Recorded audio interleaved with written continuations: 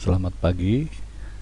Hari ini kita memasuki minggu terakhir dalam satu semester ini, yaitu minggu ke-14. Yang akan kita bahas adalah bayangan pada bab 34 buku Holiday Resnick dengan ilustrasi seperti ini. Merupakan informasi bahwa bayangan itu merupakan gambar atau image ini terhadap suatu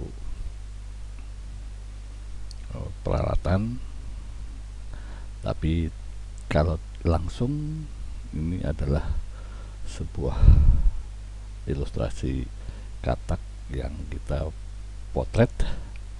Ya, kalau ini langsung dengan sebuah alat cermin. Jadi ini bayangan, nanti ada konsep dua macam ya. Jadi ini informasi awal sebelum kita memasuki pembahasan dari bayangan bab 34 ya. Nah, kita akan mengawali dengan penemu-penemu tentang cahaya ya. Jadi pertama-tama manusia menganggap bahwa cahaya itu sebagai sesuatu yang memancar dari mata ya. Jadi pemahaman awal manusia itu menganggap cahaya itu terpancar dari mata. Kemudian disadari bahwa cahaya muncul dari benda-benda atau objek-objek yang terlihat dan memasuki mata. Nah, sehingga menyebabkan informasi atau apa yang diterima itu adalah sensasi penglihatan ya. Jadi ini mula-mula manusia menganggapnya seperti ini ya. Jadi ini awal bagaimana pemahaman adanya cahaya seperti itu ya.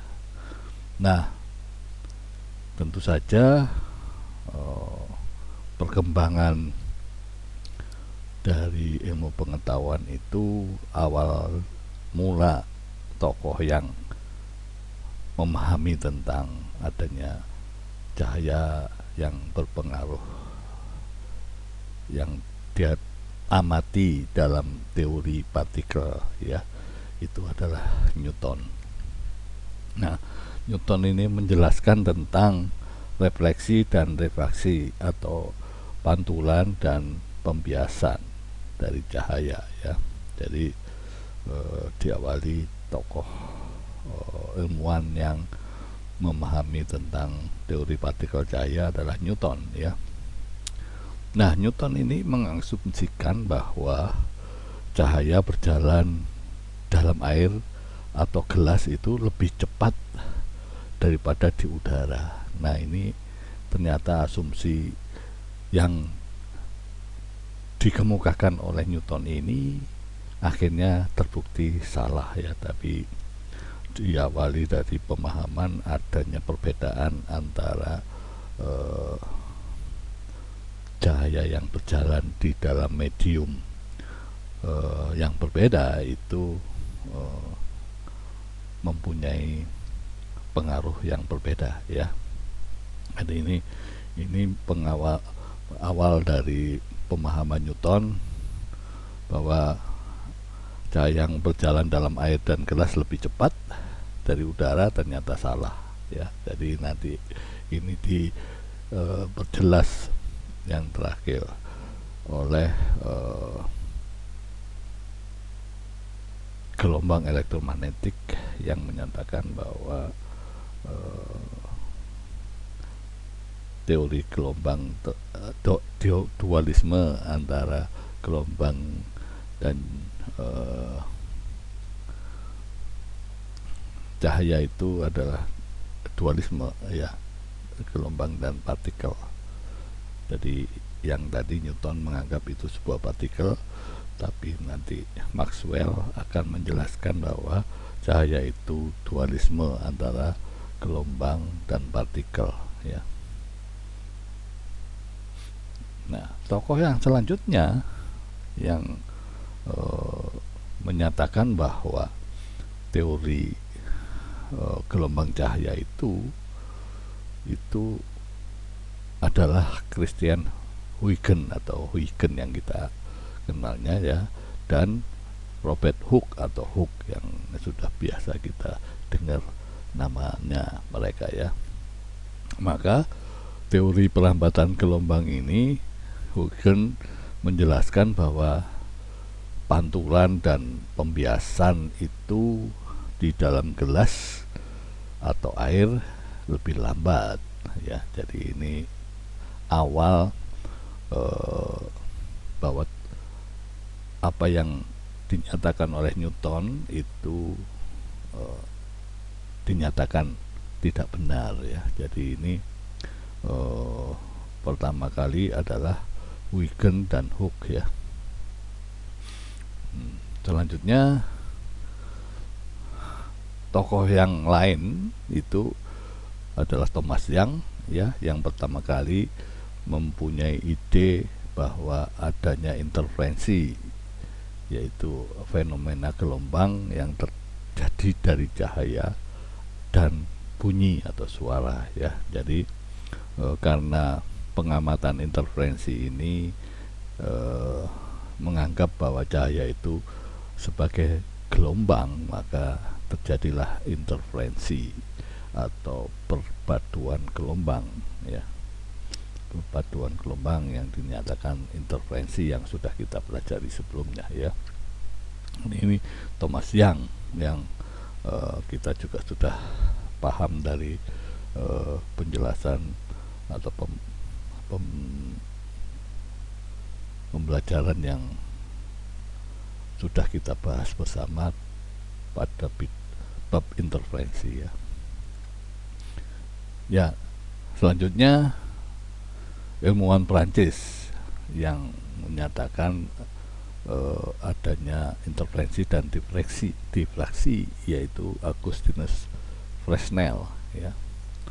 Ya, tahun 1788 sampai 1827. Nah, ini meletakkan teori gelombang dengan dasar matematis, ya. Jadi Fresnel ini menjelaskan bahwa perlambatan cahaya itu terlihat lurus, ya. Jadi dia sampai membuat kesimpulan bahwa panjang gelombang cahaya itu sangat pendek, ya. Ini secara matematis dia bisa jelaskan seperti penjelasan dalam matematik, ya. Nah, setelah Fresnel maka ada Jean Foucault, ya, mengukur laju cahaya dalam air, ya. Jadi dia khusus melihat bahwa laju dalam air itu lebih kecil dibanding laju cahaya di udara. Jadi setelah tadi dinyatakan oleh Huygens, ya, bahwa itu cahaya berjalan di gelas atau air lebih lambat. Nah, ini dipertegas oleh Jean Foucault, ya. Jadi mengukur cahaya hanya dalam air, sehingga dia menyingkirkan teori partikel Newton, ya. Nah, selanjutnya ini yang terakhir, bahwa tahun 1860, ya. Jadi ini runutan ilmuwan-ilmuwan pendahulu kita yang membahas tentang adanya cahaya, ya. Jadi adalah James Clerk Maxwell yang kita kenal dengan nama Maxwell, mempublikasikan matematik tentang elektromagnetik, ya. Jadi memprediksi keberadaan gelombang elektromagnetik merambat dengan laju setelah dihitung adalah hukum-hukum kelistrikan dan kemagnetan yang dia gabung semua, ya. Jadi Maxwell itu ilmuwan terakhir yang menyatakan bahwa eh, cahaya itu eh, merupakan dualisme, ya, dualisme. Dia bisa berwujud partikel dan bisa berwujud gelombang.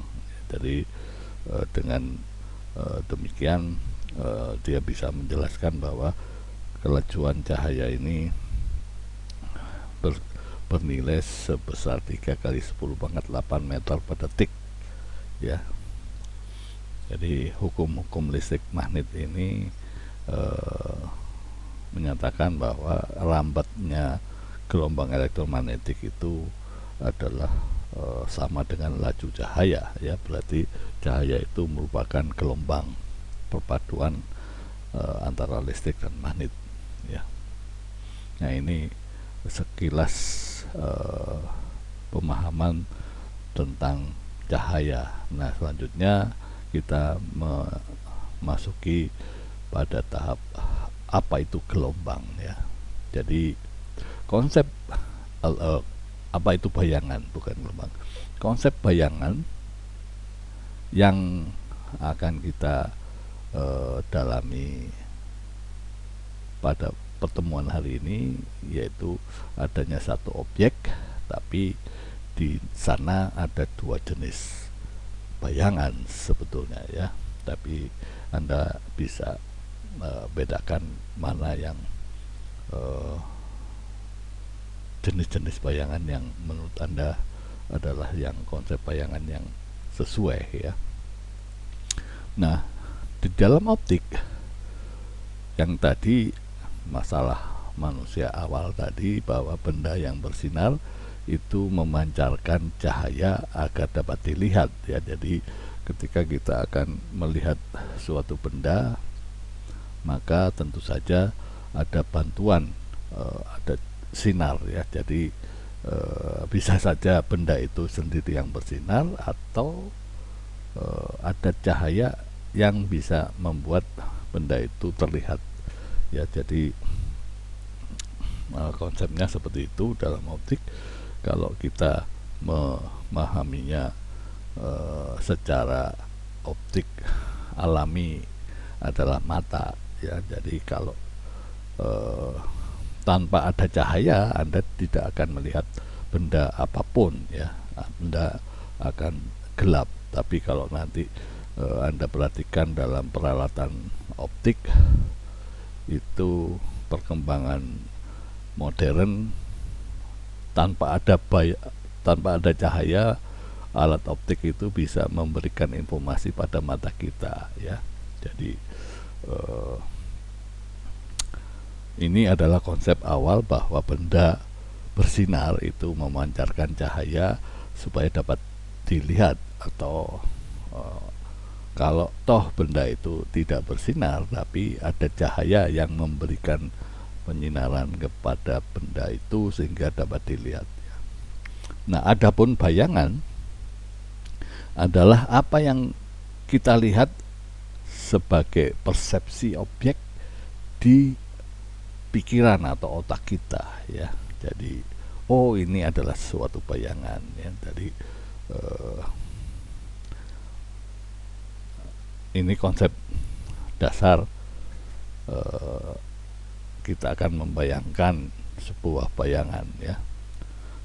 Nah, dalam pengertian bahwa bayangan ini merupakan suatu objek yang berada di pikiran atau di otak kita, nah, ini semua bayangan itu adalah maya, ya. Jadi apa yang dinamakan maya dalam bahasa Inggrisnya adalah virtual, ya.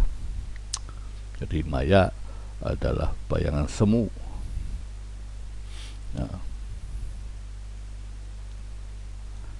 Nah, dalam optik sendiri, kata bayangan atau gambar ada dua macam, ya. Yang pertama adalah bayangan nyata, ya. Bayangan nyata itu, ya, dipresentasikan dari suatu benda yang dibentuk oleh sinar cahaya dari sistem optik, ya. Jadi nanti kita pelajari bahwa alat-alat yang menyangkut optik itu, ya, ada bayangan yang nyata, ada bayangan yang semu atau virtual ya. Nah, dalam pengertian ini bayangan nyata itu juga bersinar, tapi seperti benda ya, sama seperti benda. Nah, contoh bayangan nyata ini adalah gambar pada film ya, layar film. Kalau kita nonton bioskop itu adalah bayangan kita anggap adalah nyata ya. Jadi atau pada kamera digital kita ya. Nah, ini pemahaman apa yang dinamakan bayangan nyata dan bayangan semu ya. Nah, tapi kalau seperti yang pemahaman ini, bahwa apa yang kita lihat itu adalah persepsi dari suatu objek di pikiran atau otak kita, itu dianggap semua bayangannya adalah semu atau maya. Yang kedua tentu saja semu atau virtual ya, atau maya. Jadi ada istilah semu, ada istilah virtual, ada istilah maya ya. Nah, apa pemahaman maya atau virtual atau semu itu? Ya, dianggap tidak keluar dari suatu ruangan, jadi hanya ada di otak atau pikiran kita, dengan cara manusia membentuk gambar dari membuat cahaya itu bagaimana menyinari sebuah objek ya. Jadi cara manusia membentuk gambar dari tracing cahaya ya. Nah, tapi gambar virtual atau maya ini masih dikatakan ada di tempatnya atau di lokasi yang terlihat di ruangan ya. Tadi kita lihat bahwa kita melihat suatu ilustrasi vas tadi ya, itu adalah semu karena dia adanya di belakang cermin ya. Jadi tapi masih dalam ruangan itu. Jadi kita lihat bahwa tadi ilustrasi 2 itu, yang pertama adalah bayangan nyata, yaitu hasil dari kamera yang menshoot adanya katak ya, itu dianggap adalah suatu bayangan. Sedangkan kayak bayangan virtual atau maya tadi ada bayangan dari vas yang ada kita lihat terpantul dari cermin ya, tapi itu adalah maya ya. Jadi dalam konsep bayangan ini seperti ini prinsipnya. Konsepnya adalah ada bayangan nyata, ada bayangan maya ya. Nah, ada jenis lain dalam gambar virtual itu, yaitu yang dirasakan oleh alat optik, bukan oleh kita. Nah, terkadang ini disebut objek virtual ya. Jadi kalau gambar virtual itu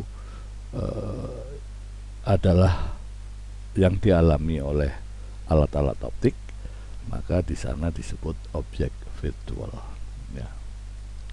Oke, selanjutnya kita akan bahas tentang cermin yang membentuk bayangan ya. Nah, apa itu yang dinamakan cermin? Adalah suatu permukaan halus yang dapat memantulkan cahaya ya. Jadi yang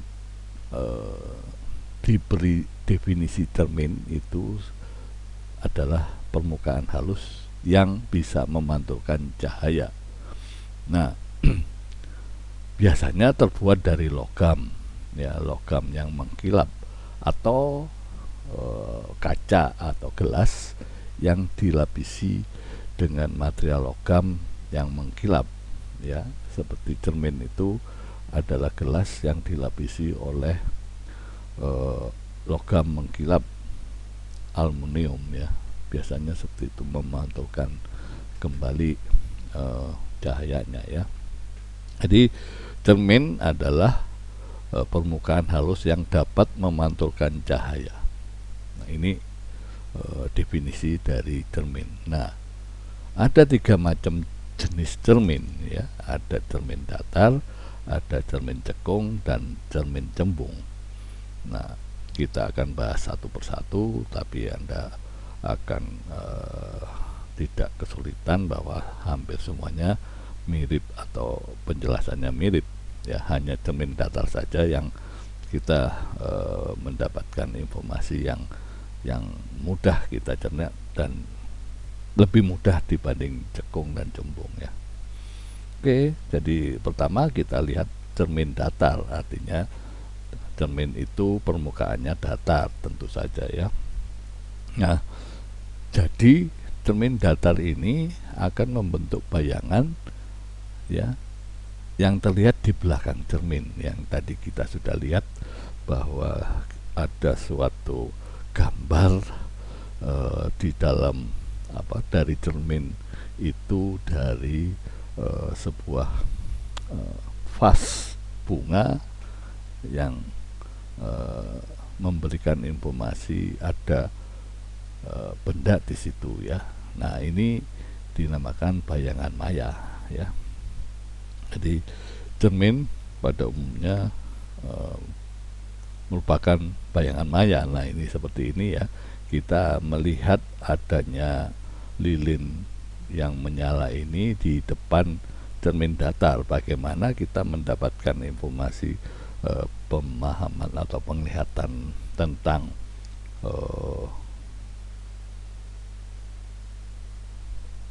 nyala dari lilin ini, yaitu menggambarkan jalannya sinar-sinar yang terpantul oleh cermin ya. Jadi tadi definisi cermin adalah benda yang permukaannya licin memantulkan cahaya ya. Jadi seperti ini kita akan mendapatkan informasi bahwa ada sepertinya cahaya yang keluar ya, berasal dari belakang cermin ya. Melihat ke sana artinya kita melihat adanya cahaya yang keluar dari cermin, dan seperti ini ya. Nah, ini adalah jalan-jalannya sinar sehingga kita mendapatkan informasi bahwa bayangan lilin yang di sini terhadap cermin itu adalah bayangan semu ya. Nah, bagaimana rumus-rumus daripada cermin datar ini, yaitu Anda bisa lihat bahwa jarak antara benda asli dengan bayangan itu sama ya. Jadi di sini ada jarak antara benda dari cermin, benda aslinya dari cermin sama dengan bayangan benda terhadap cermin ya. Nah, bagaimana perbesarannya, yaitu suatu ketinggian bayangan dengan ketinggian bendanya itu merupakan perbesarannya ya. Jadi bagaimana Anda menentukan tinggi bayangan dibagi dengan tinggi bendanya, itu sebuah perbesaran bayangan. Nah, tapi kalau Anda perhatikan di sini perbesarannya adalah 1 ya. Nah, ini cermin datar. Nah, kalau cermin datar itu dibuat dari 2 buah cermin ya, jadi akan mendapatkan jumlah bayangan yang berbeda ketika 2 cermin ini dibentuk dengan sudut-sudut yang berbeda ya. Nah, dengan menghitung bahwa jumlah bayangan itu besarnya atau banyaknya sama dengan 360 derajat dibagi sudut yang dibentuk dua cermin dikurangi 1 ya. Jadi ini contoh bahwa dua cermin datar bisa dibuat dua cermin yang bersatu dengan sebuah sudut, sehingga ketika ada objek yang diantara dua cermin ini akan menghasilkan bayangan yang jumlahnya sebesar 360 derajat dibagi dengan sudut yang dibentuk oleh dua cermin itu dikurangi 1 ya. Jadi seperti itu kalau ada dua cermin yang digabungkan dengan sudut tertentu. Contohnya seperti ini ya. Jadi sebuah benda diletakkan di antara dua cermin yang dibuat sudutnya 60 derajat, terutama cermin datar ya yang kita bahas. Nah, tentu dengan mengikuti persamaan ini, jumlah bayangannya ketika dia 60 derajat, maka jumlah bayangannya sebanyak 5 ya. Jadi N sama dengan 360 dibagi 60 dikurangi 1, sehingga jumlah bayangan itu adalah 5 bayangan ya. Jadi ini kalau cermin datar digabungkan dengan sudut tertentu dan ada objek yang diletakkan di antara dua cermin datar ini dengan mengikuti persamaan N sama dengan 360 derajat dibagi sudut yang dibentuk dikurangi 1 ya. Nah, setelah cermin datar, kita lihat ada istilah cermin cekung ya. Ya, tentu saja yang diartikan cekung yaitu suatu permukaan yang melengkung ke dalam ya. Jadi cermin cekung adalah cermin permukaan bidang pantulnya berbentuk cekung atau melengkung ke dalam. Nah, ini bersifat mengumpulkan cahaya ya. Jadi ketika ada cahaya mengenai cermin cekung ini, maka cermin cekung ini mengumpulkan cahaya sehingga cermin cekung ini disebut cermin positif atau cermin konvergen ya, konvergen atau mengumpulkan cahaya. Nah, nanti Anda bisa bandingkan bagaimana lensa cekung dengan cermin cekung. Nah, itu kebalikannya nanti ya, Anda bisa lihat. Jadi cermin cekung itu adalah cermin positif atau konvergen ya. Bagian-bagian dari cermin cekung yang karena definisinya adalah permukaan yang melengkung ke dalam, yang dia akan memantulkan cahaya itu bagian yang melengkung ke dalam ya. Dari sana ada titik pusat cermin ya. Ini ada sumbu utama, itu adalah sumbu yang membagi dua daerah dari cermin itu. Maka ada titik pusat bidang cermin, artinya titik yang berpotongan antara sumbu utama dengan bidang cermin, itu adalah titik pusat bidang cermin. Nah, ada titik fokus, artinya di sini titik fokus ini adalah setengah dari jari-jari ya. Jadi M ini, atau nanti ada istilah gambar yang berikutnya itu bukan M tapi P ya, pusat. Jadi M ini adalah ya hanya istilah saja. M ini adalah pusat kelengkungan dari cermin cekung, artinya di sini adalah pusat lingkarannya ya. Jadi ini kalau kita buat ini sebagai bentuk lingkaran, itu di sini adalah pusat lingkarannya. Tapi ini disebut pusat lengkungan cermin ya. Jadi jari-jari itu dari M sampai O ya, dari sini. Sedangkan F itu dari F kecil ini ya, itu fokus itu adalah dari titik fokus F ini sampai dengan titik pusat bidang cermin. Jadi ini bagian-bagian cermin cekung ya, atau cermin positif atau konvergen.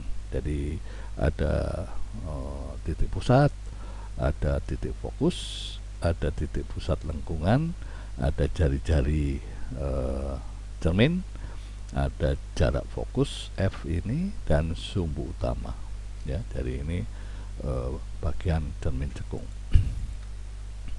Nah, rumus untuk cermin cekung maupun untuk cermin cembung maupun untuk lensa sama ya. Prinsipnya adalah bahwa fokus itu adalah setengah dari jari-jarinya ya, jadi setengah L. Nah, bahwa seper fokus itu besarnya dengan seper jarak bayangan jarak benda ditambah seper jarak bayangan. Ini rumus mau di cermin cekung, cermin cembung, atau lensa cekung atau lensa cembung sama semua ya. Jadi ini tidak perlu Anda bedakan antara cermin maupun lensa ya, baik cermin cekung atau cermin cembung. Nah, ini tadi sudah kita bahas bahwa F adalah jarak fokus atau titik api ke cermin, jari-jari. S0 adalah jarak benda ya, SI adalah jarak bayangan ya. Jadi perbesarannya ya tadi dalam cermin pun sudah kita bahas bahwa dia besarnya itu sama dengan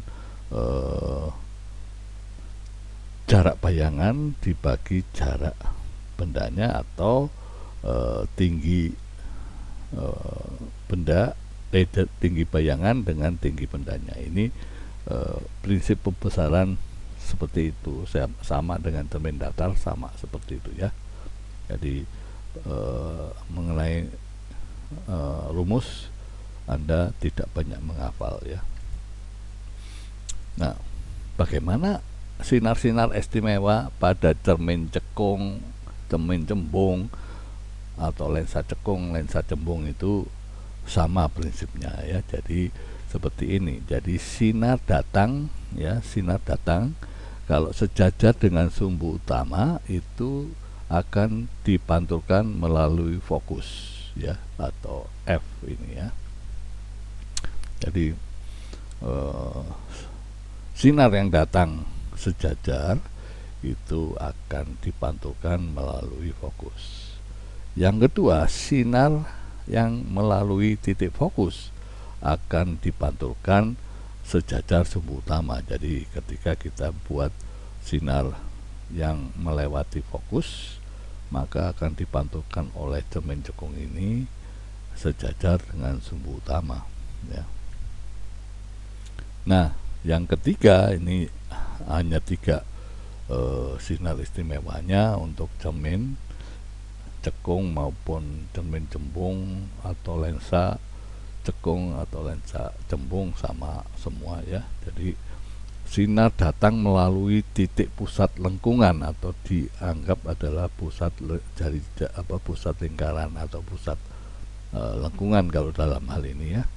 Itu akan dikembalikan atau dipantulkan kembali lewat melalui titik M lagi ya, seperti ini ya. Jadi ketika ada sinar yang melewati pusat lengkungan M ini akan dipantulkan kembali melalui M lagi. Nah, apa gunanya kita belajar tentang sinar-sinar istimewa yang melalui 2 titik ini ya. Jadi M dan F dan sumbu utama ini, itu ketika kita akan membuat bayangan suatu benda ya. Jadi ini sinar istimewa ini kita pelajari untuk membuat bayangan suatu benda ya. Jadi dengan 3 sinar istimewa inilah kita bisa menggambarkan bayangan benda ya. Nah, ini coba kita pelajari, tapi nanti selanjutnya prinsipnya sama, mau lensa, mau cermin, cekung, cembung itu sama ya. Nah, ini ketika benda berada di antara fokus dan titik titik pusat ya, apa namanya, O itu adalah titik pusat bidang cermin ya. Jadi ketika ada benda di antara fokus dan titik pusat bidang cermin ya, itu kita ikuti prinsip jalannya sinar ya. Ketika kita membuat sinar yang melewati benda dan titik pusat lengkungan, itu akan kembali jalan sinar dipantulkan kembali ke sana ya. Jadi kita buat seperti ini ya. Kalau kita buat sinarnya sejajar dengan sumbu utama, maka dia akan melewati fokus ya. Jadi dari 2 sinar ini akan berpotongan di sini ya, maka titik potong 2 sinar ini merupakan bayangan dari benda A ini ya. Jadi dari pembuatan pembentukan bayangan dengan cara menggunakan sifat-sifat sinar untuk cermin, terlihat bahwa bayangan ini ya, bayangan akan lebih besar ya, diperbesar dan tegak ya. Tegak itu artinya tidak terbalik ya. Ya. Dan ada di belakang dari cermin, berarti dia adalah maya.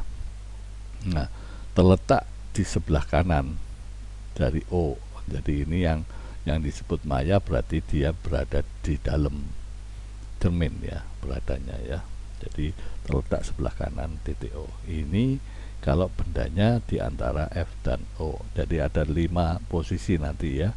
Nah, kalau dia berada di titik fokusnya sendiri, maka di sini tidak ada bayangan. Jadi kita sudah buat bahwa ada bayangan jalanan sinar yang melewati titik titik lengkung ini dengan yang melewati sumbu utama, yang sejajar sumbu utama melewati fokus, sehingga di sini kita tidak mendapatkan informasi bayangan ya, tapi bisa juga ada bayangan yang letaknya jauh sekali atau tidak terhingga. Jadi kalau kita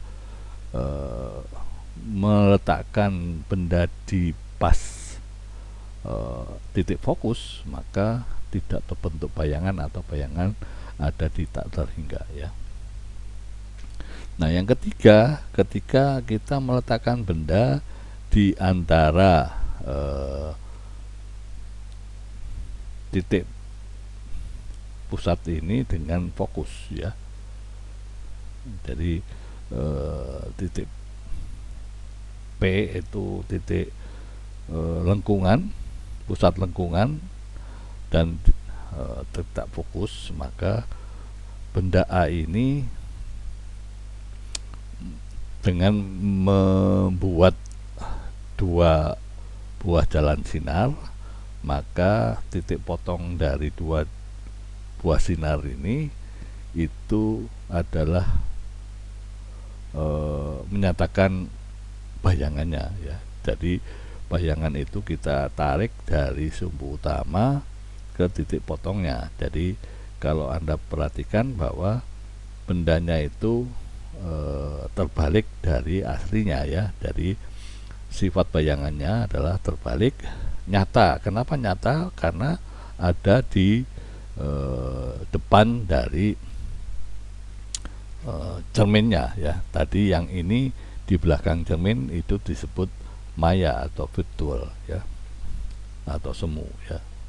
Nah, sifat bayangan terbalik, maya, dan diperbesar ya. Nah, terletak sebelah kiri dari titik O ya, atau titik P nya. Oke, sudah 3 posisi peletakan benda untuk mendapatkan bayangan terhadap cermin cekung ya. Nah, ketika dia berada di titik pas di titik P itu dengan jalannya sinar paling tidak 2 ya, itu mendapatkan bayangan yang sama besar, terbalik ya, nyata, dan tepat berada di titik pusat lengkungan ya. Nah, kalau dia berada di sebelah kiri titik pusat lengkungan ya, kita akan buat sinar-sinar yang melalui sumbu-sumbu sinar istimewa ini, yaitu sinar yang sejajar sumbu utama akan dipantulkan fokus, dan akan ketika melewati fokus akan dipantulkan ke sumbu utama, maka di sini pepotongannya adalah bayangan ya.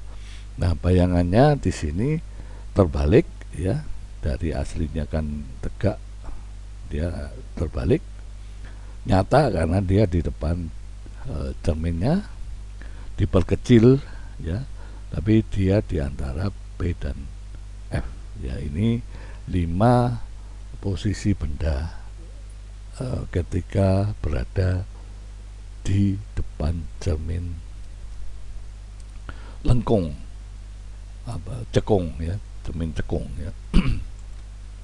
Contoh soalnya seperti ini ya, ada benda 10 cm di depan cermin cekung, jari-jari kelengkungan adalah 100 cm, tentukan jarak bayangan terhadap cermin dan sifat bayangannya ya. Nah, kita tahu bahwa S ini adalah jarak benda terhadap cermin adalah 10, dan jari-jarinya R itu adalah 100, dan tentu saja F adalah setengah dari jari-jari 50. Dengan membuat persamaan bahwa sepel F itu sama dengan sepel S ditambah sepel S aksen ya. Jadi sepel fokus itu sama dengan sepel jarak bayangan ditambah jarak benda, sepel jarak benda ya, dimana kita tahu bahwa sepel F itu adalah setengah dari R ya, artinya 2/R. Jadi dengan demikian kita mendapatkan nilai jarak bayangan itu adalah minus 100/8 ya. Jadi hasilnya adalah minus 12,5 cm ya. Nah, dengan tanda minus ini dia berada di sebelah belakang cermin ya, maka di sini dinamakan bersifat maya ya. Jadi berada di titik F dan O ya, bayangan sebelah berada di sebelah titik O ya. Jadi sebelah kanan titik O atau di belakang cerminnya. Bendanya tegak dan diperbesar. Dari ini kita tahu tadi bahwa bayangan itu lebih besar dari bendanya ya, bendanya 10 sedangkan bayangannya 12,5. Nah ini contoh tentang cermin cekung. Nah untuk cermin cembung itu hanya permukaannya saja yang memantulkan itu adalah bentuknya cembung atau melengkung keluar ya. Jadi maka dia dinamakan cermin negatif karena dia menyebarkan sinar ya. Jadi kita melihatnya dari sebelah kiri ya. Jadi permukaannya adalah permukaan yang cembung sehingga data fokus, data pusat lengkungan itu ada di sebelah kanan ya. Jadi yang tadi untuk cekung itu sebelah kiri, sekarang untuk cembung dia sebelah kanan ya, tapi prinsipnya jalannya sinar itu sama. Jadi tapi jalannya sinar itu dari sebelah kiri yang sejajar sudut utama akan dipantulkan melalui fokus ya. Jadi seperti itu. Jadi ini bagian-bagian cermin sama, cuman dia berada di sebelah kanan ya. Jadi rumus-rumusnya sama ya, Anda tidak perlu menghafal lagi, hanya fokus itu 1/R dan 1/F sama dengan 1/S0 ditambah 1/SI ya. Oke, pembesarannya sama. Nah, jalannya sinar ya, jalannya sinar Anda perhatikan bahwa ketika sinar datang sejajar dengan sumbu utama, maka pantulannya itu harus melalui fokusnya ya. Jadi fokusnya ada di sebelah dalam ya, sebelah kanan ya. Jadi pantulannya kan permukaan cembung ya. Jadi dipantulkan melalui fokus, artinya Anda tarik dari titik fokus ke titik perpotongan cahaya dengan bidang cerminnya, itu akan dipantulkan ke arah sana ya. Nah ini Anda perhatikan tidak beda dengan yang cermin cekung ya, tapi karena fokusnya ada di sebelah dalam, tadi adalah sebelah depan ya.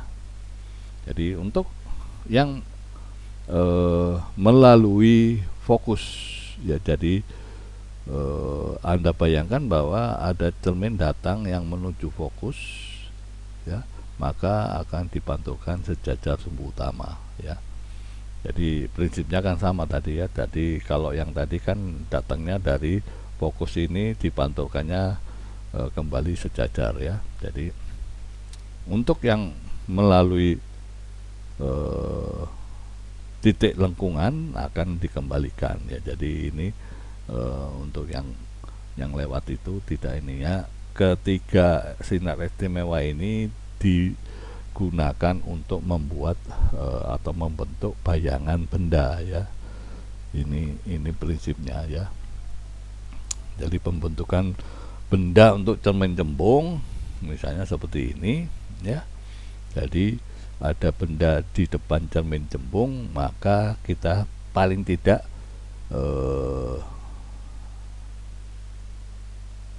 dua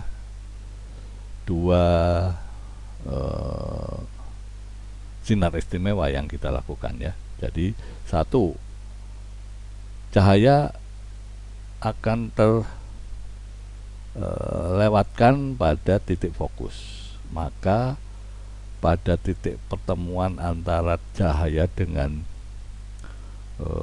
bidang cermin itu akan merupakan cahaya pantulnya, yaitu sejajar sumbu utama ya. Nah, kalau dia melewati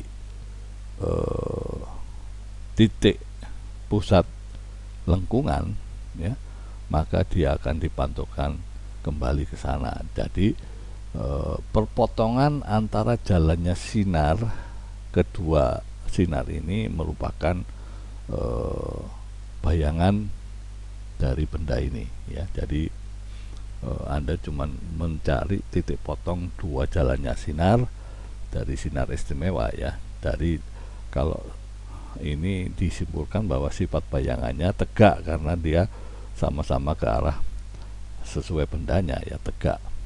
Maya karena dia di belakang dari cerminnya, diperkecil ya, Anda bisa lihat sendiri kecil dan terletak di antara O dan F yang berada di belakang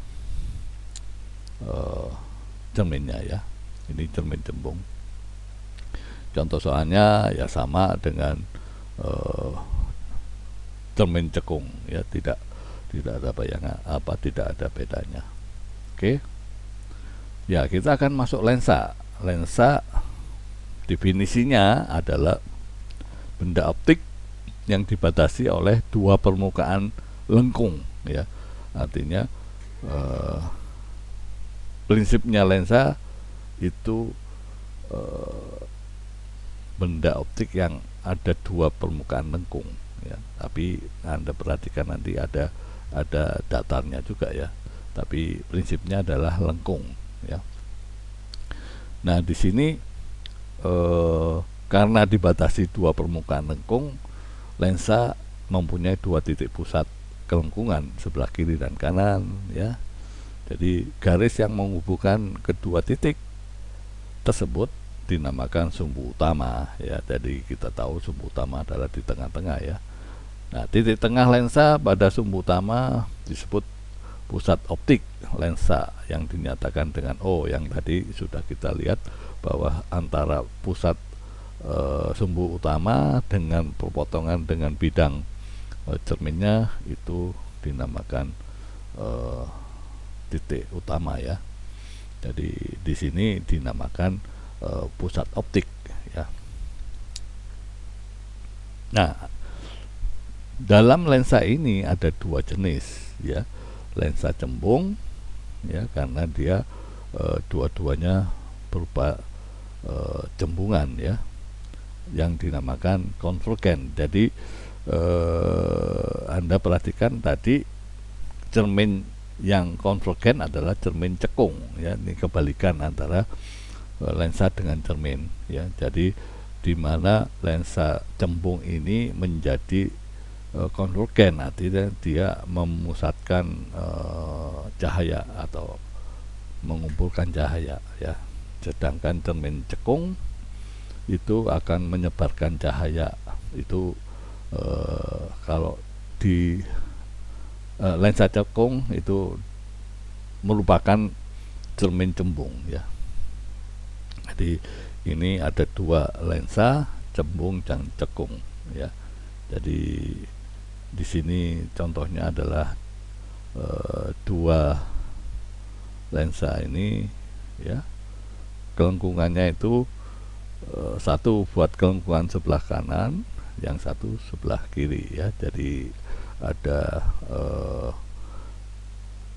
pusat lengkungan ada dua dan fokusnya ada dua ya. Tapi jalannya sinar sama seperti lensa cermin. Jadi cermin cembung itu dinamakan konvergen ya, atau lensa positif, yaitu mengumpulkan berkas sinar sejajar ya. Jadi seperti ini, ketika ada berkas yang sejajar melalui lensa cembung ini, maka dia akan terpusat pada satu titik ya. Oke.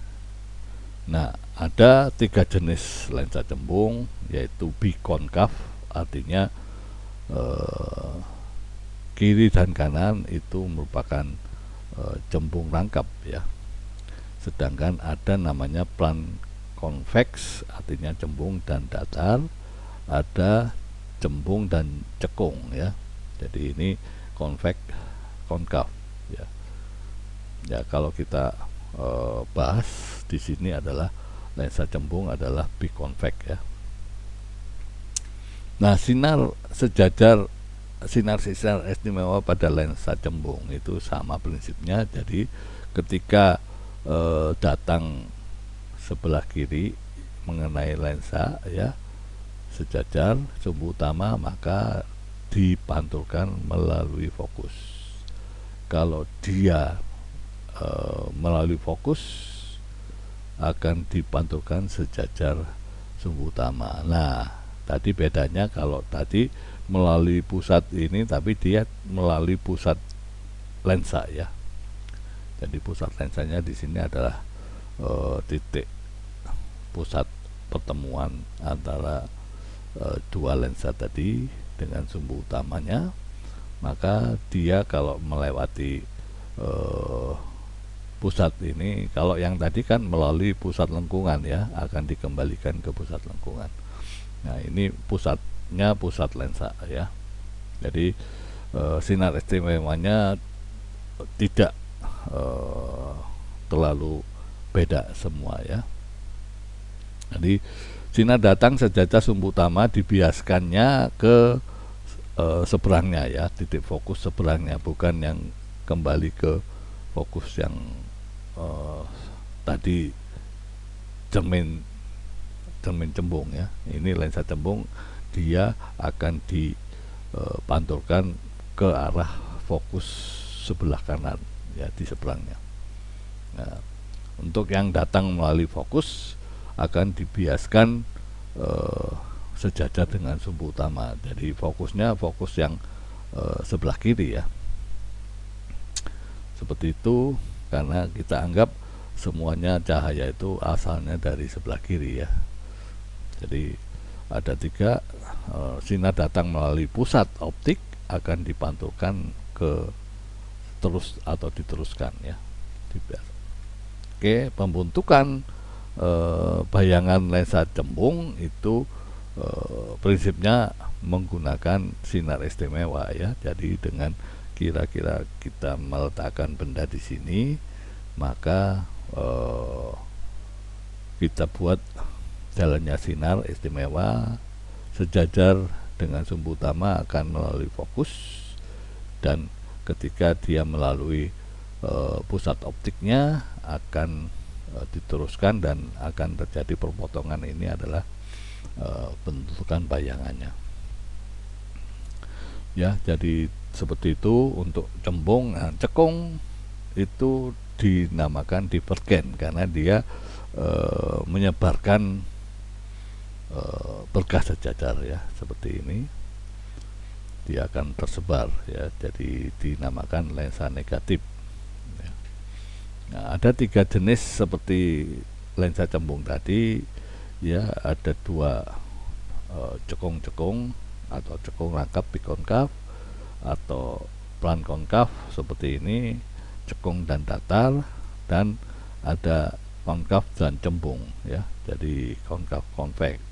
Nah, tapi dalam hal ini kita hanya membahas tentang yang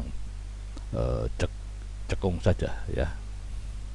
Nah, sinar istimewanya sama ya. Jadi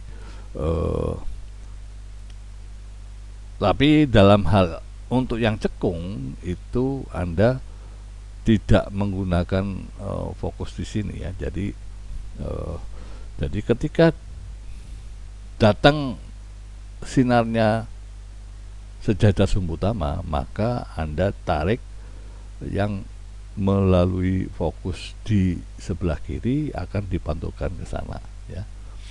Sedangkan melalui pusat lensa diteruskan. Sedangkan kalau melalui fokus sebelah dalam yang sebelah kanan, maka jadi fokus sebelah dalam ini ketika ada sinar datang melalui fokus dalam, maka dipantulkan sejajar sumbu utama. Dan ini tiga sinar istimewa ini bertujuan untuk mendapatkan suatu bayangan ya. Jadi seperti itu. Jadi untuk mendapatkan bayangan untuk lensa cekung ya, maka ya kita buat bahwa jalannya sinar sejajar dengan sumbu utama, maka kita akan pantulkan benda itu, sinar itu melalui fokus yang sebelah kiri ya, itu ke arah sana. Sedangkan kalau dia melalui sumbu atau melalui titik optiknya, pusat optiknya, maka dia diteruskan. Jadi perpotongan antara jalan sinar yang sejajar dengan jalan yang melalui titik optik itu adalah merupakan bayangannya ya. Oke. Rumusnya sama, Anda tidak perlu menghafal lagi ya, semuanya sama ya. Contoh soalnya ya tidak membuat Anda susah karena sama ya, membuat yang penting Anda tahu apa itu yang diinformasikan.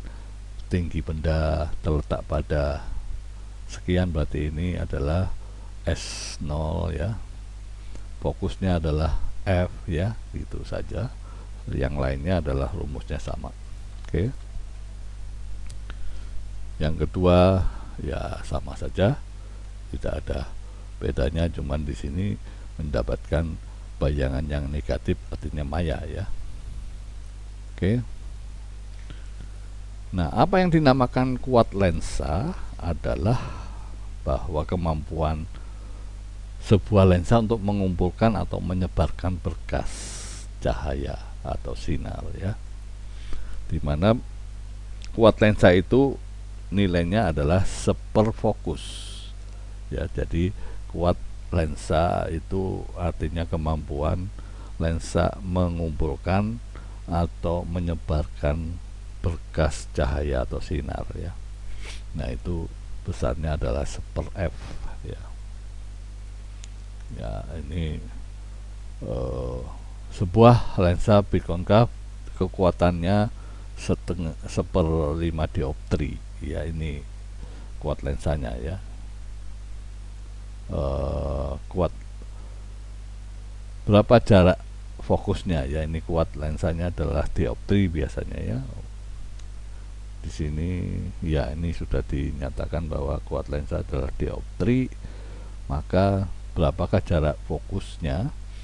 Jadi kita masukin persamaannya, P sama dengan seper F, maka F adalah seper P, sehingga F nya adalah minus 0,67, artinya di sini lensanya memiliki jarak fokus 67 cm ya.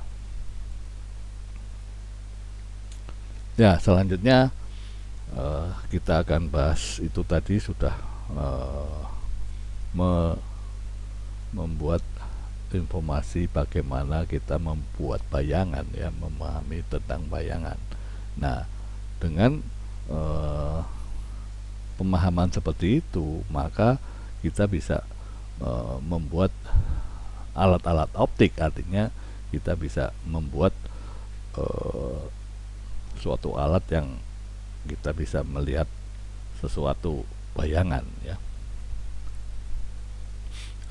Jadi alat optik adalah alat yang bekerja berdasarkan pembiasan dan pemantulan, atau dalam hal ini kita adalah membuat sesuatu jalannya sinar yang dibiaskan atau dipantulkan ya. Jadi tadi cermin dan lensa itu prinsipnya adalah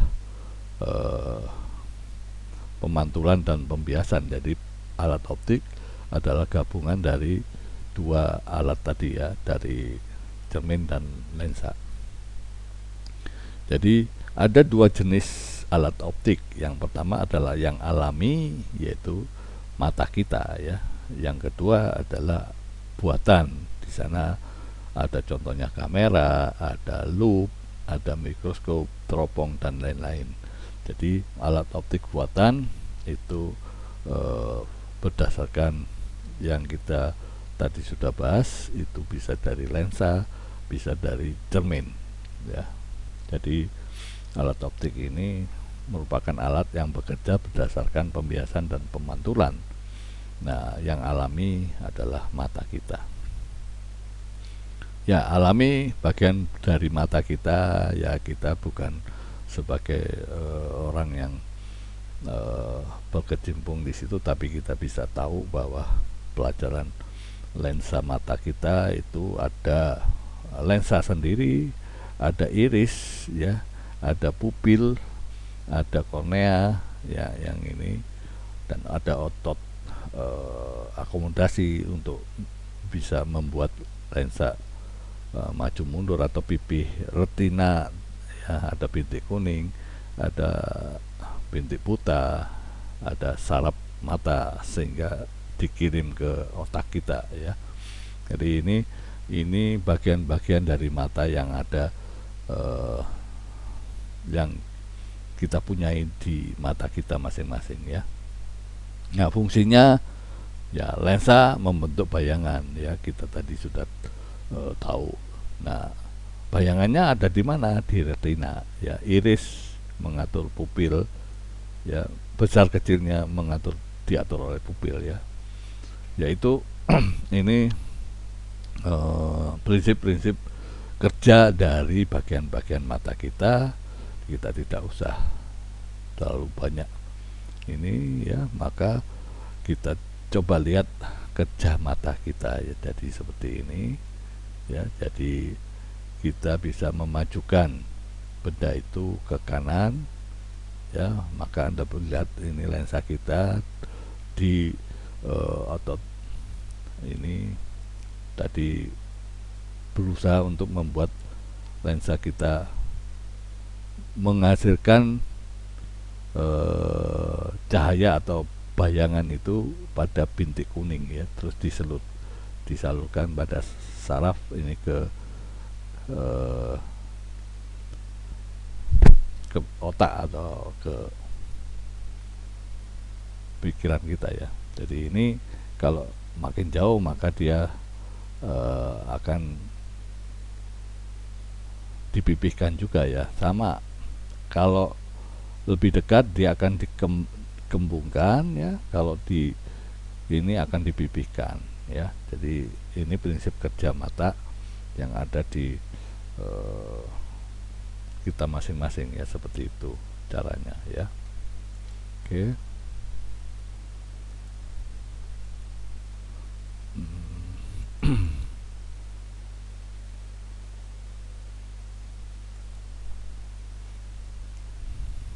Ya, kembali lagi.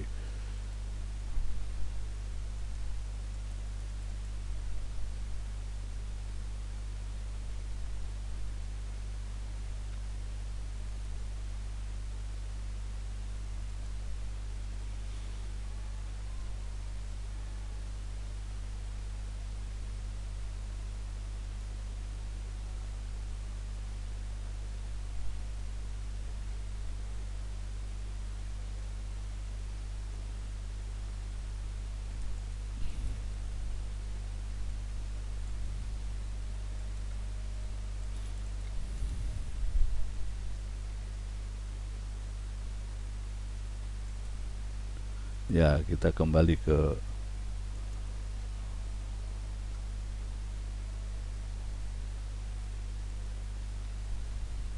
ya.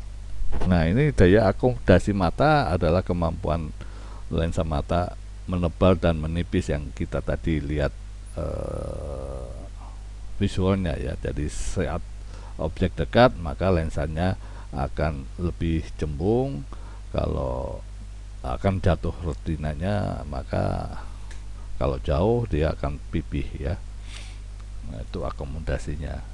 Nah, ada istilah titik terdekat mata, yaitu artinya mata itu ada syarat batas bisa melihat benda paling dekat ya, yang diistilahkan adalah punctum proximum atau PP ya. Jadi titik terdekat adalah mampu dilihat oleh mata dengan jelas ya pada titik dekat ya. Jadi dengan sudah dilihat kemampuan baca orang itu sekitar 25 cm ya. Jadi kalau Anda terlalu dekat akan merusak mata, atau terlalu jauh juga akan merusak. Jadi kalau bisa kurang lebih untuk bisa kita mengoptimalkan akomodasi dari mata kita supaya tidak terasa lelah, maka kita bacanya harus sekitar 25 cm ya. Nah, titik terjauh artinya kita mampu melihat dengan jelas, yaitu dengan istilah punctum remotum atau PR ya. Itu adalah singkatan dari punctum remotum ya.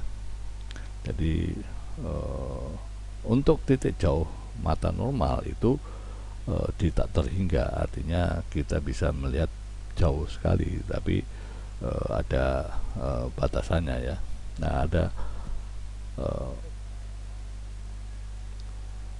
kerusakan mata, yaitu karena kita tidak bisa melihat benda-benda yang jauh karena benda jatuh atau bayangannya itu berada di depan retina, itu dinamakan rabun jauh atau miop. Nah, miop ini tidak dapat menipis dengan baik ya lensa matanya, maka rabun jauh ini dibantu dengan lensa negatif. Artinya lensa negatif yang tadi kan sifatnya menyebarkan cahaya, sehingga cahaya itu bisa mengenai pas di retina, karena kalau tidak dibantu oleh negatif maka dia berada di depan. Jadi karena dia dibantu oleh lensa negatif yang menyebarkan cahaya, maka dia akan sampai di retina ya cahayanya. Oke. Nah, ini bagaimana proses adanya cermin atau lensa negatif ini. Dia akan disebarkan, membuat tepat bayangannya itu di bintik kuning ya. Tadi kalau tanpa ada ini, dia adanya di depan ya. Jadi lensa negatif itu menyebarkan cahaya sehingga dia bisa tepat di ya. Kita lanjutkan dengan harus keluar dulu ya. Jadi itu rabun jauh tadi. Kalau rabun dekat itu biasanya orang-orang tua itu tidak bisa melihat jarak dekatnya, sehingga dia itu lensanya tidak dapat menebal dengan baik dan harus dibantu dengan lensa positif seperti ini ya. Lensa cembung itu memfokuskan cahaya, jadi dia bisa membuat cahaya itu pas di bintik kuning ya. Oke.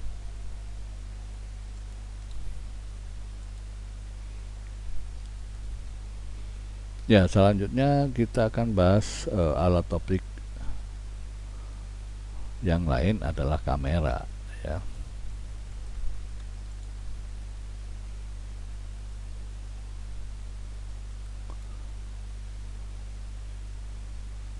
Ya, kamera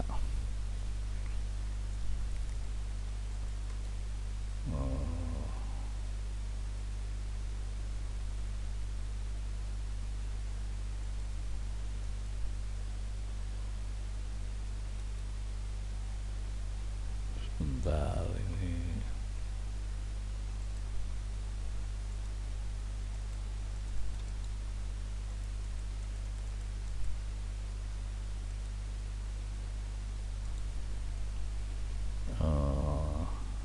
Ya.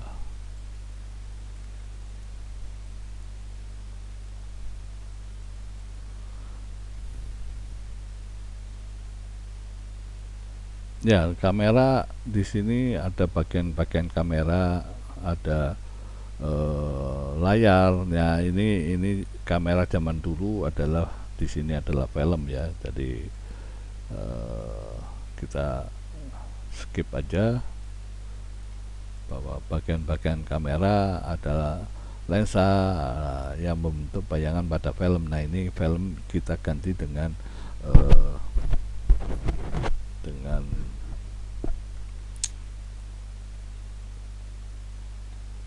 dioda atau dengan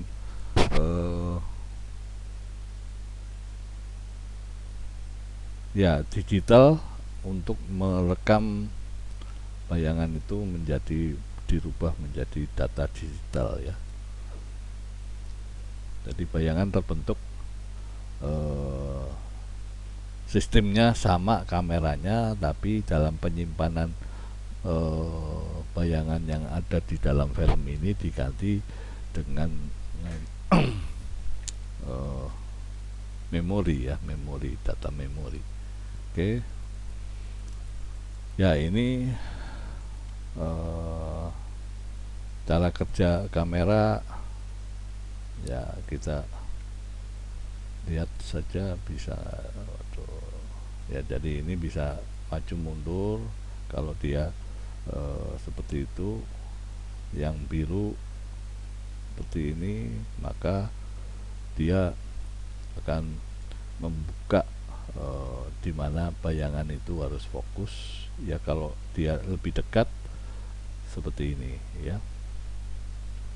Ini cara kerja kamera seperti itu ya. Kita skip saja ya. Selanjutnya adalah kaca pembesar atau loop seperti ini ya. Jadi kaca pembesar ini terdiri dari lensa cembung ya, karena dia bisa membuat pembesaran bayangan yang kita lihat ya. Jadi kaca pembesar alat optik yang paling sederhana yang berfungsi melihat benda-benda yang kecil, yaitu memperbesar ya. Di sini adalah lensa cembung ya. Jadi tadi lensa cembung kan lensa positif, jadi dia membuat loop ini bersifat maya, bayangannya tegak dan diperbesar ya. Oke. Pembentukan bayangan dari loop seperti ini, yang tadi adalah lensa cembung atau lensa positif ya.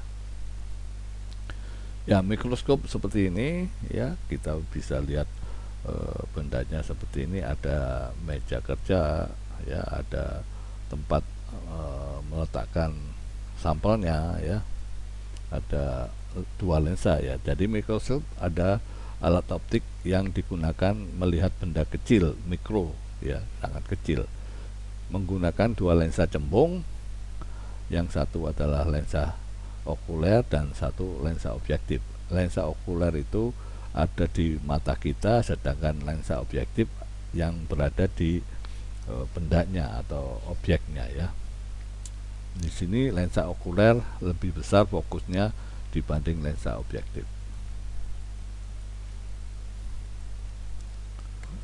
Ya, ini kalau kemarin belum dicoba ya. Ya, ini bagian-bagian mikroskop. Kemarin saya udah ini, gak usah dilihat lah, nanti Anda lihat di slide-nya sendiri ya, bisa. Oke. Bagian mikroskop, meja preparat, yaitu tadi ada tempat untuk meletakkan objeknya ya, dan cermin cekung digunakan untuk mengumpulkan cahaya yang menerangi objek ya. Ada lensa objektif yang ada di untuk melihat lensa melihat objeknya ya, diarahkan ke objek. Sedangkan lensa okuler itu lensa positif yang ada di mata kita ya. Oke. Nah, ini pembentukan bayangan di mikroskop ya. Jadi ketika ini ada objek kecil, maka dilewatkan pada lensa objektif, dan lensa okulernya membuat kita bisa melihat lebih besar ya. Oke, ini prinsip pembentukan bayangannya ya. Jadi ini melewati lensa cembung ini menjadi ini, tapi dengan lensa cembung yang di sini menjadi lebih besar lagi ya. Oke. Teropong ya, yang disebut juga istilahnya teleskop, yaitu merupakan alat optik yang digunakan untuk melihat benda yang jauh sekali ya. Jadi ada teropong bintang, ada teropong untuk melihat benda jauh yang kita bisa beli untuk melihat sesuatu objek yang jauh ya. Nah, ada dua, yaitu teropong bias atau disusun beberapa lensa, dan teropong pantul yang ada beberapa cermin dan lensa ya. Jadi prinsipnya kerja lensa dan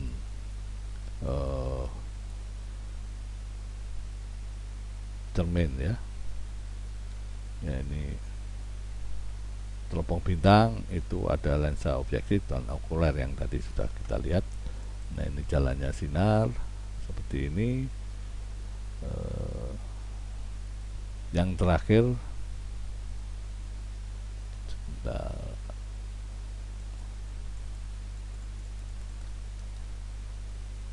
ya mohon maaf ini kemarin bisa, sekarang tidak bisa ya. Jadi kita skip saja. Semoga ini bisa, kemarin sudah bisa. Nah, ini yang terakhir adalah teropong pantul ya. Tadi teropongnya teropong bias ya. Ini ada lensa dan ada cermin ya. Ini digunakan untuk di kapal selam, itu dinamakan periskop ya, 2 buah lensa dan 2 buah cermin ya. Ini istilahnya kalau kita buat kapal selam ini bisa berada di dalam, bisa berada di permukaan ya. Jadi ini ada, dia memiliki periskop yang bisa digunakan untuk melihat benda jauh. Nah, ini dilihatnya seperti ini ya. Tidak bisa digunakan. Jadi ini pembentukan bayangan pada periskop itu ada cermin dan ada lensa ya. Jadi ini ada cermin, ada lensa dan lensa okuler. Lensa objektif dilewatkan pada cermin sehingga terjadi objek yang kita bisa lihat dari jauh ya. Jadi ini adalah alat-alat optik yang bisa kita pelajari ya. Jadi mohon maaf animasinya tidak bisa kita lakukan, tapi saya yakin di tempat Anda bisa lihat. Kemarin saya sudah coba bisa, tapi ini direkam jadi tidak berfungsi ya. Jadi hari ini kita akhiri perjumpaan dalam perkuliahan fisika listrik, magnet dan optik ya. Itu selesai pada hari ini dan menunggu ujian akhir semester ya. Jadi mohon maaf kalau apa yang saya sampaikan tidak berkenan pada Anda, dan semoga Anda bisa berhasil menyelesaikan pendidikan dengan baik, dan terima kasih atas perhatiannya. Sampai jumpa.